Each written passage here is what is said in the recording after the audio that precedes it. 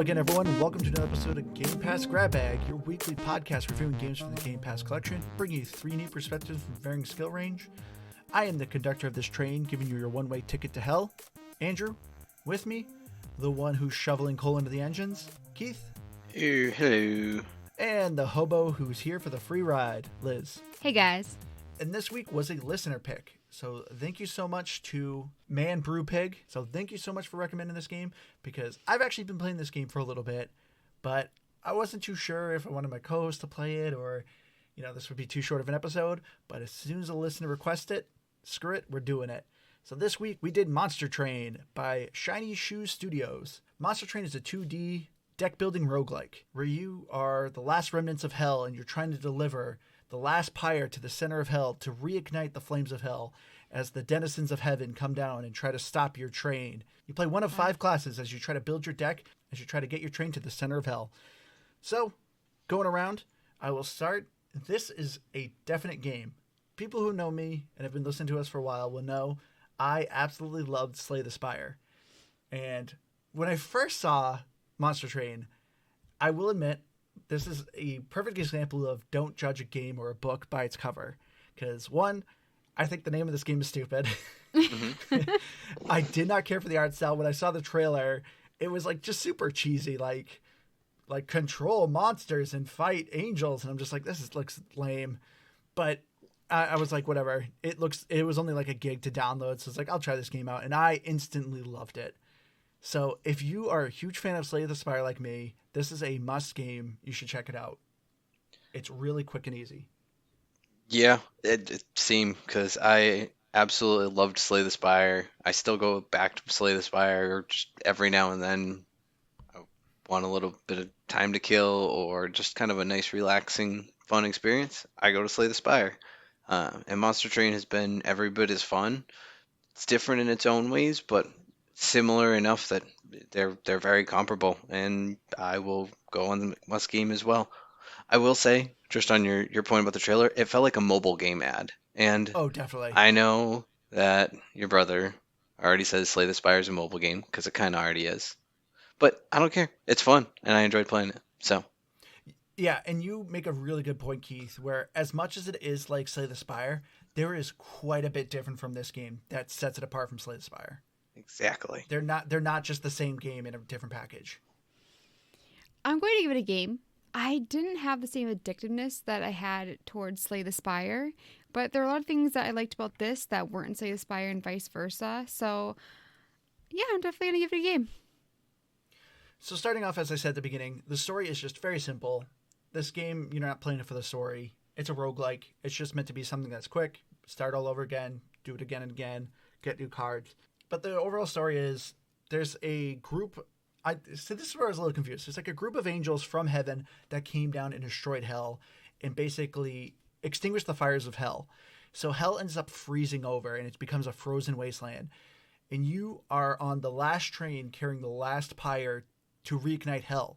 So for me, what kind of confused me about the story is I couldn't tell who these angels were, because they seemed like they were like outcasts of heaven that hated the denizens of hell and came down and just started a war with hell. Because this did not seem like heaven fighting hell. Because when you're looking at a lot of the enemies that you're fighting, the angels, a lot of them are like outcast, or a lot of them are just like they themselves are being punished, or or kind of like they seemed like they've been persecuted and expelled from heaven. So I don't know. The story to me, it was a nice tone for the atmosphere. And I thought they did a nice job. Also, too, when you go to the cards, every card has its own little story. I thought they did a good job building a nice lore to this world. But why make it more complicated if you're not going to follow through with little tidbits or actually explain it? So for me, it's like kind of a story. It's like, for me, it's like all or nothing.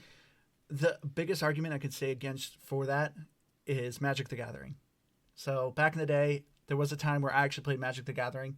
And anyone who's played that card game, it's very much, you know what you're doing. You're doing the rules. You're playing the game. And that's all you can take away from it if you want. But if you're a super nerd like me and you want to look more into the lore, every card normally would have like some text explaining the universes, the multiverse, how different planes work. And I felt like that's what this game did. If you just want to play Monster Train for what it is, you can. But if you want more lore, it's definitely there. You just have to dig for it. I was going to say, where is the lore? But then I realized that when I was playing, Andrew was telling me after I'd put many hours into it that you can see what the boss's abilities are beforehand and all these different things. And I just wasn't reading as I went along. So I guess I just like was kind of lazy. I was like, oh, it's not in a cutscene, so whatever. If Liz can't watch it, she doesn't care about it. So I do have a question, Andrew. Do you think it's possible that this game was set in purgatory? Well, it definitely is. Because when you first start a run, the very first ring of hell you're in is limbo, which is purgatory. So you get out of purgatory then? Exactly. Ooh. You go through the 7 layers of hell. I mean, technically it's 8, but yeah, it's supposed to be a little bit like Dante's Inferno with the 7 layers of hell. But it doesn't follow the actual 7 layers. It's not like, oh, this is the ring of lust, the ring of greed, the ring of gluttony. No, each ring is based off a certain clan and kind of what they're about. Do you wish they had done it the other way? No. I very much like that they did their own kind of uniqueness with like the storytelling. I thought it made it interesting. Because if you're just reading about this demon's in the ring of greed, he's really greedy, it's just so generic. That would have been boring. But this is very much like, oh, the Awoken clan, they're all about thorns and grass and plants, and the Hellborn are like these berserkers and warrior clan. It actually made something unique and interesting. Yeah, I did like that. I'm with you, Liz. I didn't realize that there was any lore on these cards. I doubt I would have read much of it anyways, so it's not like, ooh, big miss for Keith. But at the same token, I do like when games give you that ability because it, as you said, it really didn't need much of a story, and you explained way more than I realized about it. I just thought, I don't know. Me too. I thought I was invading heaven. I was very confused. You didn't even know the main plot? I just You didn't see knew the beginning cutscene? Hell Train going for murder. So that was what I took away from the game. Which I also wanted to bring up. Like, what's up with the name? I hated the name. Monster Train. It sounds like, first of all, it sounds like it could be like a kid's show. Yeah. Like, I don't know. I felt like they could have done such a more clever name. Because the first thing when I saw was like, Monster Train. This sounds stupid. And even then, like, I don't know. I mean, I could have called it, like, I don't know. Hell Train would have been better. Yeah, Hell Train would have definitely been better. I don't, like, throughout the different clans, I guess they're kind of monsters. But as far as, like, yeah, you're the train from hell or in hell or whatever. You're a Hell Train. I don't know. They could have called it Highway to Hell. That would have been a better name.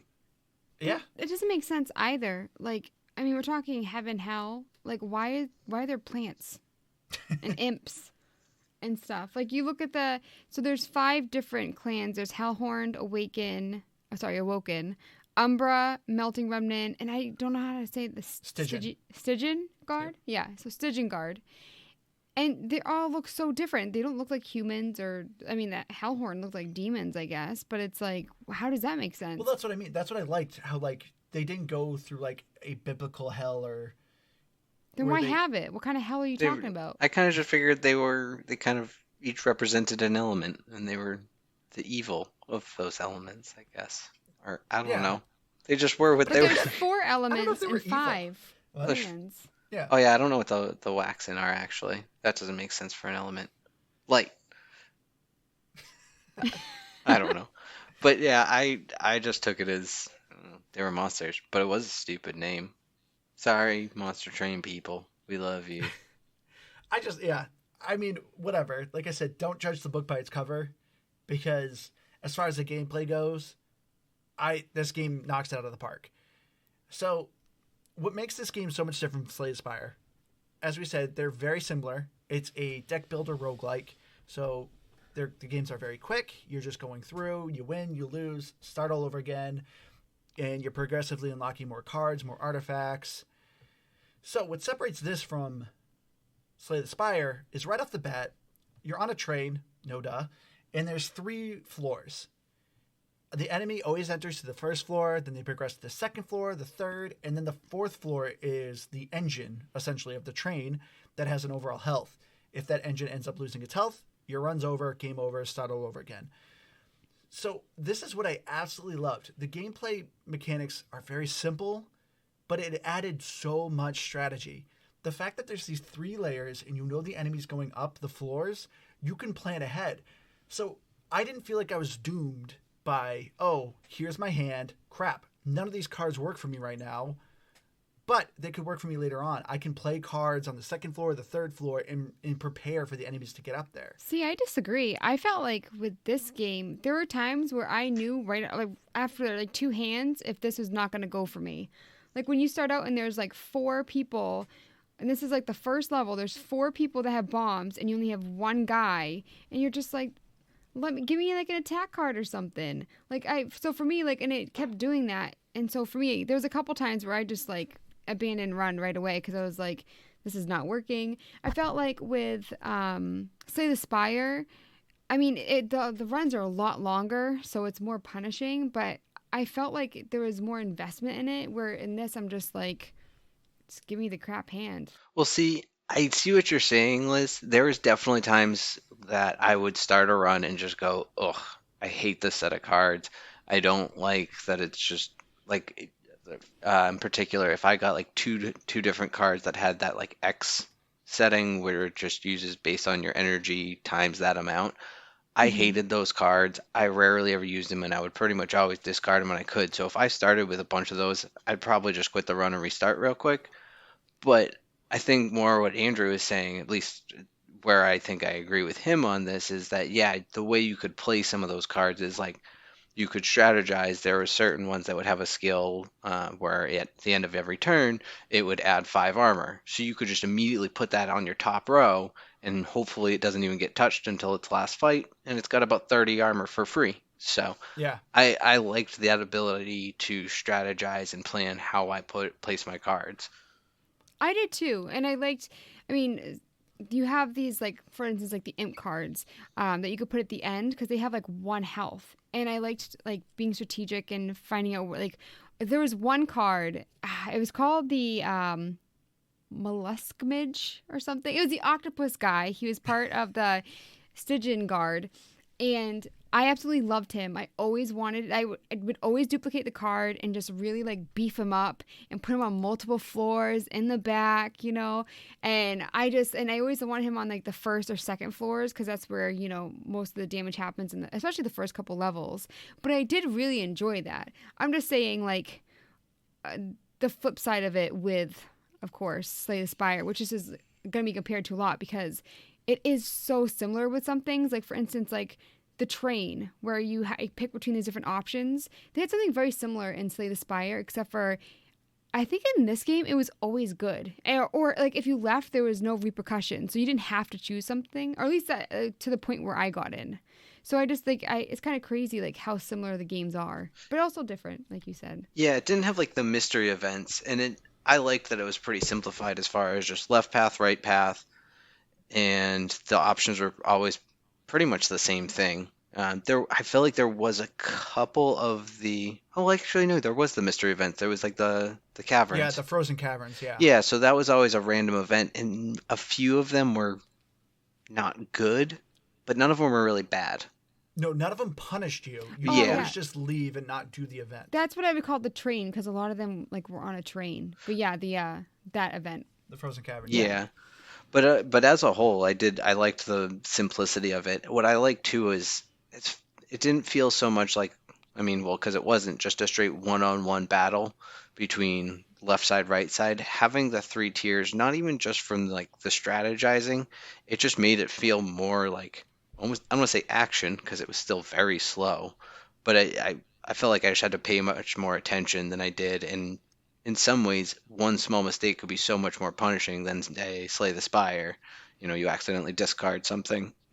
it would just, I don't know, make much more of a difference, I felt like. See, for me, I felt like Monster Train was so much more forgiving. What I loved about Monster Train, it is a lot quicker.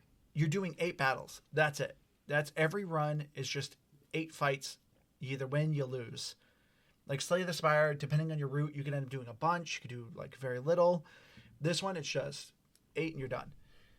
And you still get like stuff at the end too. So even if you lose, and that was just like Slay the Spire. Yeah, as we said, there's 5 different clans. You start off with 2, but quickly unlock the third one. The last 2 take a little bit more time, but I felt like the pacing was really good, that this game was constantly giving you new things to kind of keep you going. And every time you're playing one of the clans, you're leveling them up. And once you get to level 5, you unlock another champion, which is a completely different playstyle for that clan. And you normally have a primary clan and then an ally clan. So it does a really cool job, kind of, you can mix things up and create this cool synergy between the 2 decks. So it's not like Slay the Spire when, oh, I'm the warrior. I'm just getting warrior cards, doing everything that the warrior does. This is very much like, oh, you're playing the warrior, but you could have like the mage as your assistant and get like really strong characters, but have a lot of magic cards. So for me, this is just the thing that makes Monster Train so good. I love the strategy of it. So like Liz, I disagree with you when I felt like you were quitting games way too early, because I feel like Monster Train's very forgiving. I don't think I've ever lost in the first fight. There's been times where I've gotten beaten pretty bad, but I feel like it's very hard to lose in the first fight. And I feel like you can quickly course correct and figure out what you need to do, what's wrong. Because every time you beat a battle, the track splits into 2 sections, and you can see the rewards on each track. Oh, do you want to take the right side? You can improve your magic cards and select a new card from this clan. Or go to the left side, improve your soldiers, and get a card from this clan. So you had a lot of strategy and choice that you can do. I kind of disagree with you with like a lot of choice that you can do if you're talking about with the cards, because like I think it's because the game like is so small, the runs are so short. But when it comes to like upgrading your cards and your characters, except for the champion, I thought that those upgrades are really good. You got the same like 6 cards every time. So if I'm getting like the cards, like the deck that I have, and I don't like it at all, I don't think like these like 6 cards, like upgrading them is going to make a difference if I don't like any of them. Or maybe I started and I realized, you know what, I don't like Hellhorned with Awoken, and I don't really feel like playing that right now. So for me, I'd rather just like enjoy the run and just end it early. I suppose there's something to be said for that, but I do think again that the runs really were so short, and I'm not saying I didn't end some early, so I'm certainly not criticizing you, Liz. But I think as a whole, you could pretty much go through any run, and it either would end quickly, or you might be surprised at some of the characters you actually find you get. I do agree that as far as the way that the shops work, it was very limited. It seemed like as far as like improving your spells, that was very like, okay, either you add consume or remove consume, or just remove some, or add a little more power to it. The unit improvements I thought were a lot different though, and actually kind of varied depending on the different clan that you were using. It was small variances, but it might focus on improving spikes, which if you're playing the Stygian and the Hellhorned, you're not going to get spikes. So I don't know. I thought that was kind of cool. I mean, I liked them. I'm just saying that like it'd be nice to have more variety for a game that you're playing over and over and over and over again. You're playing the same type of game, like the 3 levels, and you could change like the clans and stuff, but getting the same enhancements over and over again. I mean, like I said, I liked them. I'm just saying that I do kind of wish that there were more. I do hope they keep upgrading or updating this game. So I want to keep arguing with Liz. So I know. Sorry. So Liz, I do agree with you. Yes, it's kind of limited cards, but for me, that's a pro. Like, so if people have been listening to this podcast for a while, we've played a lot of roguelikes. I mean, Keith's on this podcast. He picks a lot of roguelikes. Ew. My biggest complaint with roguelikes is I feel like a lot of them tend to be luck than they are skill. When we played like Neon Abyss, it's like, oh, I really need this artifact that, doesn't get me damage from explosive damage. But it was like, there's like a billion artifacts, so it was impossible to get that one artifact that you wanted. You had everything built to get this one artifact, and you just can't get it. That's just the luck of the draw. And it was the same with Slay the Spire. I'm doing fantastic with my warrior, only if I had this card that lets me keep drawing cards. I never got that artifact. But with Monster Hunter, each clan, had Monster Train. Sorry, I'm probably going to do that a lot this episode. Monster Sanctuary? Monster Sanctuary, yeah. But each clan has about 20 cards in their deck, give or take. It's like, I think like 20 to 30. And since they are such a limited number of types of cards, you can really strategize. Okay, I want this clan because they have a lot of good monsters, and I want this clan as my ally because they have a lot of spells. So that I enjoyed that there was limited numbers, because I never felt like, oh, I lost this run because I didn't get the specific card. I did not get the specific artifact. I lost because I sucked. Well, the artifacts I really liked because every time you got them, I felt like there were always good options. Oh, they were because you very get two options. I always thought they were great, but they varied a lot. Like I wasn't like, oh, when I get this artifact, I'm gonna know which one that we're choosing between. Because there's sometimes where it's like I had like 400 coins and I would re-roll and I'd still get this stupid like take away consume, and it's like I don't even use those cards. Like why? It's like why do I have all this money and I have to rotate between these like 6 cards? So for me, it's just like if I'm playing the same game over and over and over again, just add a little bit of spice, a little variety. The artifacts are crazy powerful in this game. I love the artifacts. They're great. Yeah, I think there's like a total of like 28 or something like that. There's not a ton. So like the ones that are in here, they're all just worth they're worth your effort to get for. Anytime the track split up and there was an artifact on one side, I always picked that side. I always went for the artifacts because they're just, as Liz said, none of them sucked. A lot of roguelikes you play, they'll be like, oh, it may do this, but it also hurts you in this way. None of these. I didn't always do the artifact because there were some times where it was like heal your pyre and then like gain 75 and then like an artifact or something. And it's like, well, I want 1 out of the 3. So sometimes, and also I'd always, like I said earlier, if I got the octopus, I was always duplicating that card. I would look for I it. don't know why you love that card so much. I did not care for him. I mean, And he it was kind of also- adorable, which I'm 'cause assuming. he did like +8 power, and then when you beef him up, you can give him like maybe spikes or more health or something. I thought, I mean, like every spell card was just like so much more powerful. I See, loved him. But he's normally like a 0 attack, 8 health card. Like it's besides his ability of giving 8+ magic power, I didn't think he's that good of a card. yeah. Well, you don't know how to play him right then. I mean, to each their own, but I'm with Andrew on this one because that also means I had to play as the Stygian, which, Yeah, I hate no the thank Stygian. you. Hard pass. Yeah. Oh, they were my backup. They weren't like I didn't like. No, even as a start out with backup, them. I just didn't like them. Yeah. I didn't like their overall card set really. It was very spell heavy, but it didn't do enough damage. It never felt like enough, and it just Yeah, felt 'cause like you it didn't cost too have much. enough mana. Yeah. Yeah. So I just never found myself really trying to play with the Stygian. I for the most part, I was gonna say too, I really just focused on upgrading units as a priority. Artifacts first. I agree with you, Andrew, there. But I basically avoided upgrading spells. But I also didn't win a lot. And when I say I didn't win a lot, I mean I won one game and then I never won another. But I still had a lot of fun. That's the great thing about Monster Train. Yeah, Monster Train.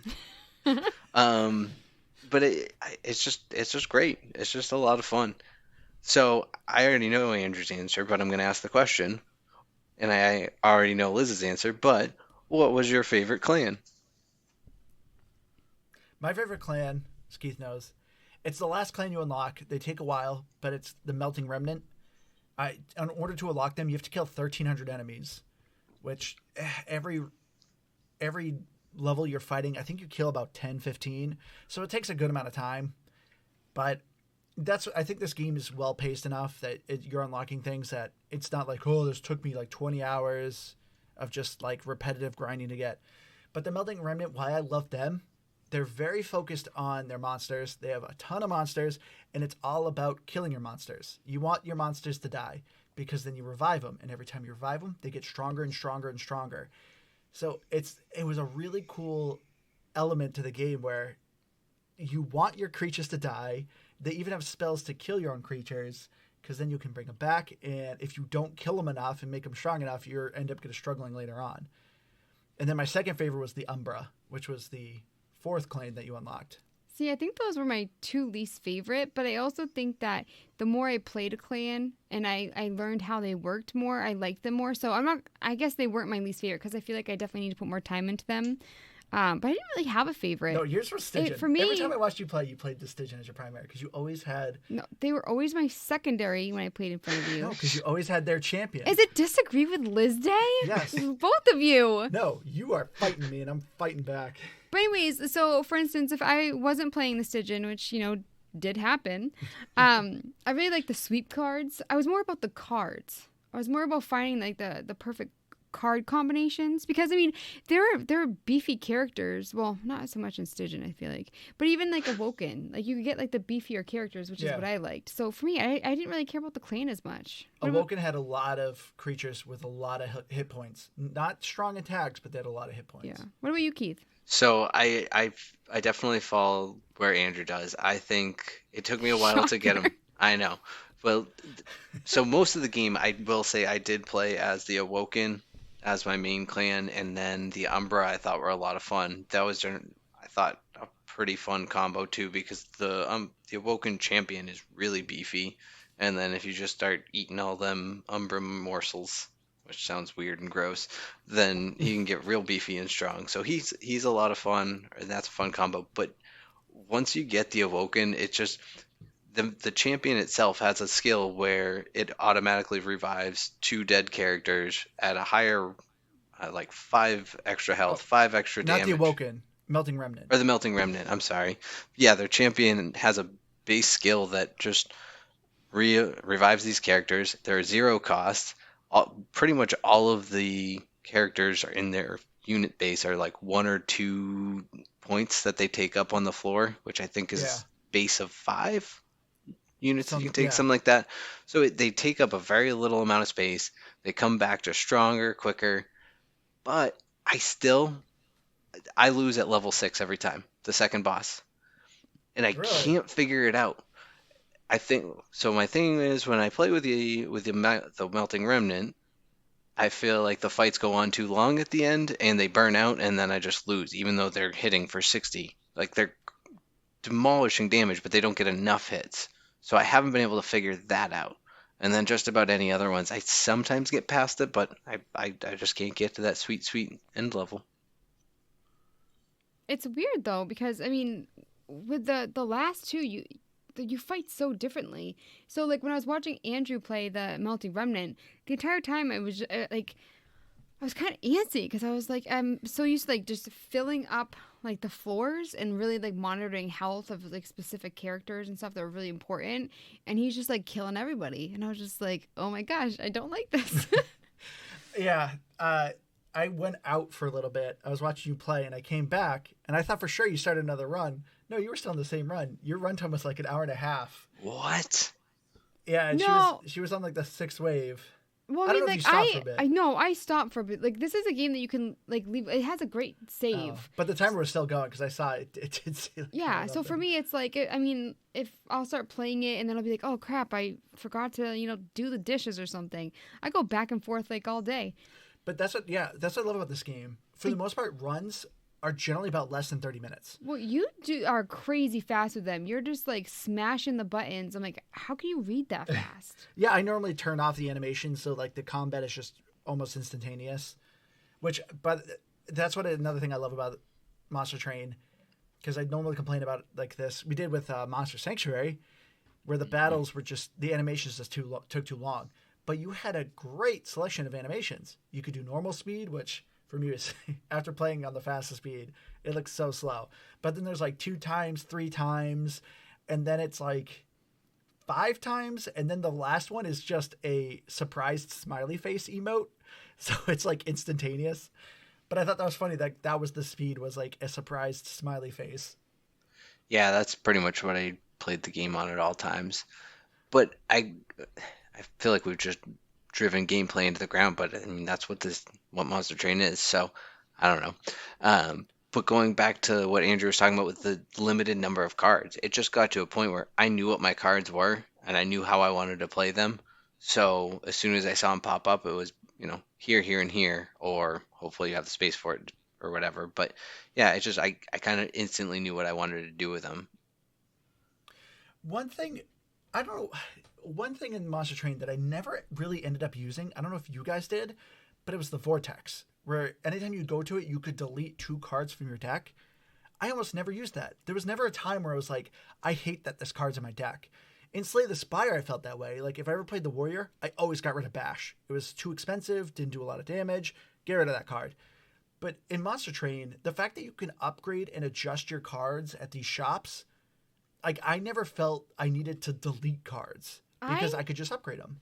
I did only a couple times, but it was when I actually had a lot of units.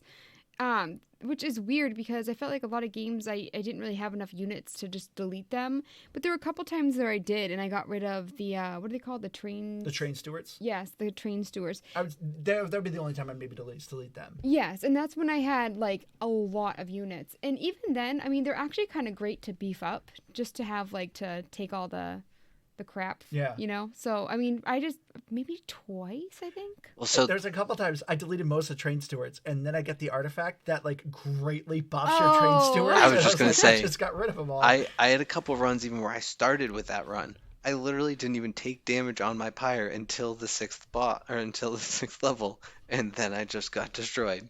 I just couldn't do it.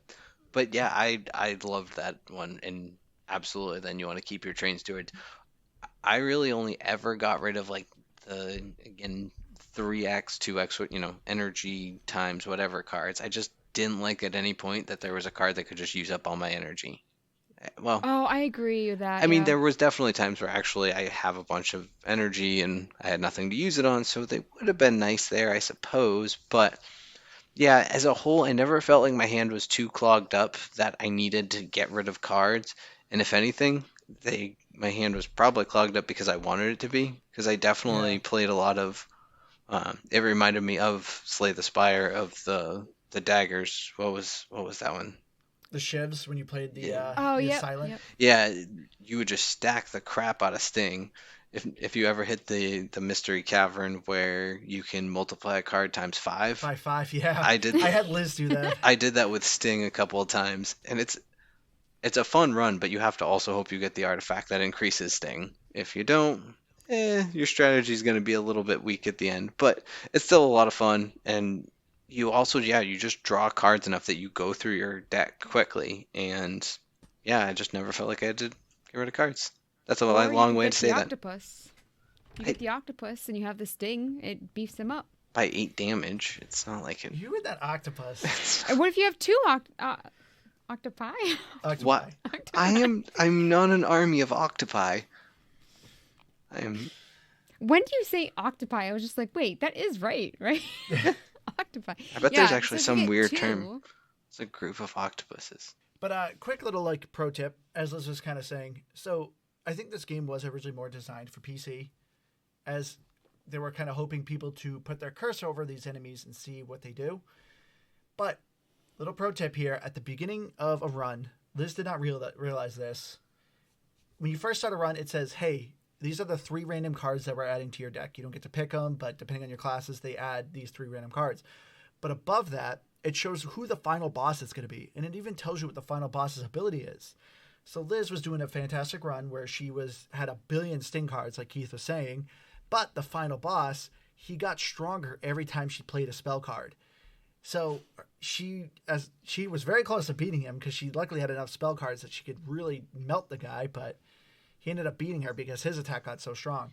But she didn't realize, right at the beginning, you can see, the boss will do this. He gets stronger with spell cards, or he gets more damage if you summon more monsters. So you can kind of plan your strategy beforehand, so by the time you get to the boss, you can kind of anticipate what you're doing. Or just hovering over them in combat. I didn't realize you could do that either. Yeah, and every time you start an actual battle, it shows like 3 bad guys. And for the longest time, I thought it was just, I don't know, like a cut screen or like a loading screen, like, these are what the guys look like. But you can actually move your cursor over the enemies and actually see what they do, what abilities they have, and what buffs they're going to give each other. You can? And yes, you can. Oh. See, this is something that isn't explained, but it really will help you strategize. Because this is another thing I really loved about Monster Train. Every time before you're about to start a battle, they give you a risk-reward option. Hey, this is the battle you're going to fight. These are the enemies. This is what the final boss is of this fight. Do you want to buff their attack by 3? If you do this, you'll get maybe an artifact, maybe an extra card draw, maybe extra gold. It always gave you this option to turn the difficulty up, and if you did, you would get a greater reward. So I loved that feature. I almost always turned it on. I never did. See, I always did when it was an extra unit or an extra artifact. Yep, always extra artifact. I Always did. didn't always do it for gold because sometimes it just wasn't worth it. Like, an extra 75 gold is nice, but if I'm on one of the second to last levels, I don't know. I don't need to push it for 75 gold. I've probably spent enough and I'm getting enough more. So, not every time. I definitely did it more with the melting revenants because it helped my character or my units die quicker, so I could Yep. revive them quicker. So I kind of actually liked that feature for them. And actually, for when I played with them, they were the only ones that I would select them as a primary and then just select a random secondary. Just felt like it kind of made it more interesting to shake things up. Yeah, I like that when you pick your starting decks, you can just do random. Just have fun with it. Go with it. I thought that was cool. Oh, when I didn't know how to, like, what was happening, like, I didn't realize you picked, like, the two clans, I saw, like, the random button at the top, and I just did that because I didn't know how to do it. It's really pretty self-explanatory. It is. I just, it's so funny, too, because, like, I love to read in my spare time, but I don't like to read in video games. Yep. I'm It's not a terrible about cutscene. it. You're not listening to the story. So the other great thing I praise Monster Train for is, as fun as the game is, the stuff in between, Shiny Shoe Studios did a fantastic job with. So, Slay the Spire, you're going in, you do a run, you get XP, here's some new cards, do it again. But once you hit that cap, it's kind of like, cool, what am I doing? But Monster Train does a great job with leaderboards. Anytime you start a run, on the left side, anytime you beat a run, you unlock a covenant, which you kind of did in Slay the Spire. Covenants make the enemies more difficult. They'll either add more enemies have stronger attacks. Maybe you'll have more random cards. Maybe you'll have some negative cards in your deck. The effects are vary depending what covenant you're doing. But you can actually see a tracker as to where your friends stack up. So, Keith and Liz I saw only had Covenant 1 and 2. Another one of my friends had Covenant 4, but I was 7th. I was the highest on my friends list. Then there's also leaderboards for score. It also kept a win streak record where you actually got a trophy. And I don't know if you guys saw this too, but there's actually a ranking system. Depending on how many win streaks you were getting and how many points you're getting, you were in divisions, which you can compare with your friends, compare the scores. Just really cool, simple stuff. It's nothing crazy, but it was, if you wanted to, these were menus you could dig through, and it's really cool to stack up against your friends with it. You're competitive, aren't you? A little bit, yes. Oh, well, yeah. I didn't know you could dig that far into it as far as like the divisions and all that. Again, mostly because I never got past Covenant 1, so in my world, nothing else existed.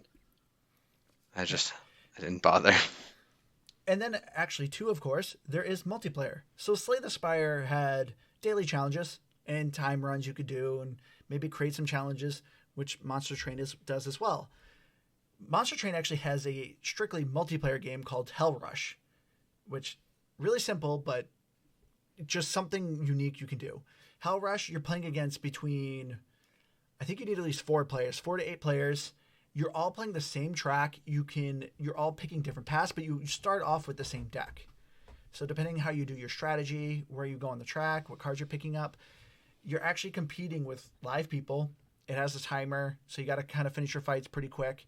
But you're basically all trying to play at the same time and see who can get a better score. It's a really simple game mode, nothing crazy that's going to make you get trash talked and stuff like that. But it was a fun diversion. Yeah, I actually had a game start with as little as just one other person in there. So I actually won that one. Yeah. I also had one start when I was the only person there, and it immediately went, "You win. Hell yeah." And I was like, okay, cool. I'm good. Yeah, I did a thing by not doing anything. So that was cool. But I had no interest.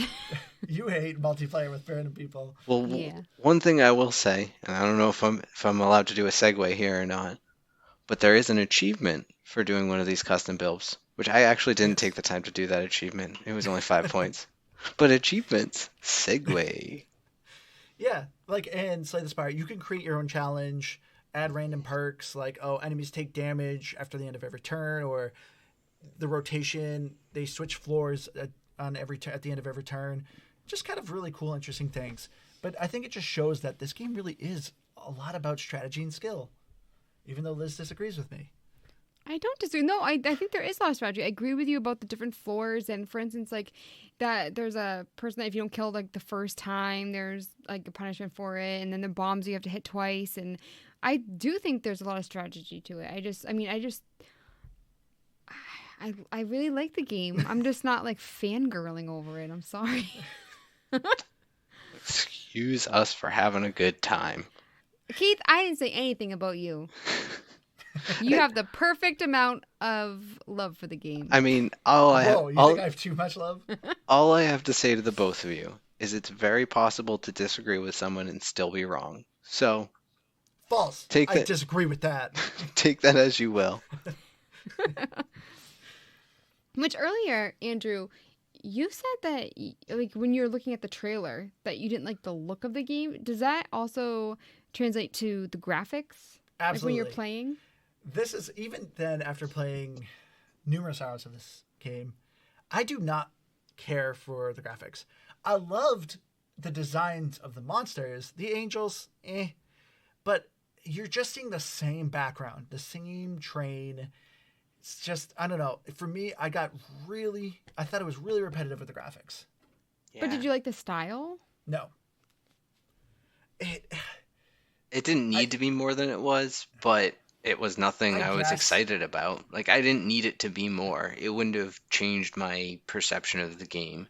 If that was, I mean, I guess if I was looking at somewhat of like Metal Gear, or, not Metal Gear, Gears of War 5 graphics on the screen while playing this game, it would have felt weird, if anything, but maybe it would have been cooler. I don't know.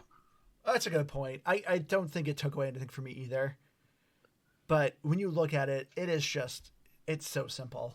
So for me, I loved the design of the train, like when you're going through the different layers of hell, and it showed like the different rings of like, oh, here's the melting remnants like ring. Here's, Bogworm's death, and it's like this giant worm that was destroyed. Really cool designs, cool ideas. I liked it. But I do think, like, when you look at the characters, like, for instance, like the imps, there were different imps that you could play and stuff. I thought they actually looked really cool and different from each other. It's not just like blob, bigger blob, poisonous blob. Yeah, colored. Yeah. The card designs are pretty cool. The only ones that were maybe a little samey were the awoken. Nope. Horned. Unhorned. Three-horned. Hell-horned. There we go. I said horn too many times. It's okay. Yeah, they were the only ones that had a little bit of samey characters, but as a whole, the cards were really good. I thought the card design was cool. But what did annoy me and take away a little bit from me was the sounds. Especially when you're speeding up the sounds, there is a lot of repetitive noise in this game, and it was really starting to get old. Yeah, and you can cut this maybe. But it felt a little not safe for work at points. Nope, definitely. It was a bit uncomfortable. Yeah. Oh, there was one guy that whenever you hit, it was uncomfortable, the moan that came from that man. Yeah. And I want to know who the voice actor was and what he was thinking. Yeah, there's definitely some moans that are a little, like, awkward sounding. And if someone doesn't know what you're playing and they're just hearing these sounds from the other room, it doesn't sound like you're hitting them. What you're doing. Yeah, at most there's like the slicing sound effect, but a lot of that gets drowned out in other noises. One of the I guess songs that was playing, I actually really liked the beat, and it wasn't like too. It's weird because like the game is very like just vibrant and colorful and then the music. What? I think the color palette in the game is very bland. But it's bright, like it's like vibrant colors is what I mean. And then I felt like with the music they did like it carried the tone that you would think for the game. And then obviously they had like the clanking of the train and stuff, and I didn't mind it. I agree with Keith about the inappropriate noises. Yeah, I think there's a lot of repetitive noises, but as far as the music went, what I think is cool, every time you start a battle, it actually says right at the top, playing this soundtrack, and a lot of the soundtracks are based on the boss. So depending what boss you're playing, they actually created a specific soundtrack. So I do agree with you, Liz. We're like, yeah, the music does a really good job with tonally wise, because they actually made specific tracks for the bosses. Really cool feature, and I love that it at least showed you, hey, it's playing this track. Don't like it, you can turn it off, skip it, whatever. Yeah, that was cool. I mean, maybe it was just because of the sound effects kind of again drowning out a lot of the game. I noticed the music. It didn't bother me. I noticed even that it gave me some sort of soundtrack. I honestly thought a lot of it sounded the same, though. Like, I don't know. Maybe I'll look it up on Spotify. I haven't done that, Don't but get me wrong. After playing so much, I do think a lot of it drowns and blends together too. I agree with that, Keith. yeah, it can pretty well do without any sound or music if you want to. So do that part as you will, I suppose.